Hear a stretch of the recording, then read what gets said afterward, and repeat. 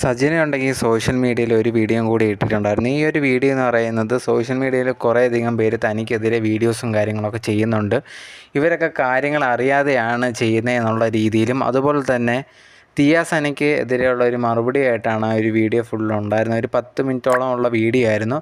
എന്തായാലും ആ ഒരു വീഡിയോയിൽ മെയിനായിട്ട് സംസാരിക്കുന്ന ഈ ഒരു കാര്യങ്ങൾ ഫസ്റ്റ് എന്ന് പറഞ്ഞു കഴിഞ്ഞാൽ, കുറേയധികം സോഷ്യൽ മീഡിയയിലുണ്ടെങ്കിൽ പലരുടെയും വോയിസ് ഉണ്ടെങ്കിൽ പുറത്തേക്ക് വിടുന്നു എന്നൊക്കെ പറഞ്ഞിട്ട് ഓരോന്നൊക്കെ വിടുന്നുണ്ട്. പക്ഷേ അതിൻ്റെ യഥാർത്ഥ കാര്യങ്ങളൊന്നും അറിയാതെയൊക്കെയാണ് ഓരോരുത്തർ ആ വോയിസും കാര്യങ്ങളൊക്കെ പുറത്ത് വിടുന്നത്.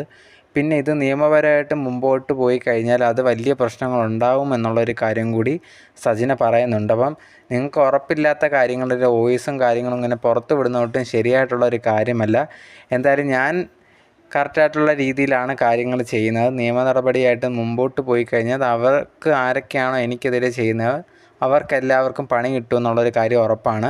പിന്നെ ഈ ദിയ സന കുറേയധികം നാളായിട്ട് എനിക്കെതിരെ ഓരോന്ന് പറഞ്ഞുകൊണ്ടിരിക്കുന്നുണ്ട്. ഞാൻ അവളുടെ ലഹരി ഉപയോഗം കണ്ടുപിടിച്ച് അത് പുറത്ത് പറഞ്ഞെന്നുള്ള ഒറ്റൊരു ദേഷ്യം കൊണ്ട് എനിക്കെതിരെ കുറേയധികം ആരോപണങ്ങളൊക്കെ പറയുന്നുണ്ട്. പക്ഷേ അവളുടെ തെളിവും കാര്യങ്ങളൊന്നുമില്ല.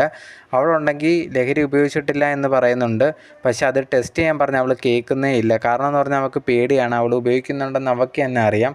എന്തായാലും ഞാൻ അവളെ വെറുതെ വിടത്തില്ല. ഉറപ്പായിട്ട് അവൾക്ക് കറക്റ്റായിട്ടുള്ള ശിക്ഷ വാങ്ങിച്ചു കൊടുക്കുമെന്നുള്ള രീതിയിൽ കൂടി സജന പറയുന്നുണ്ടായിരുന്നു.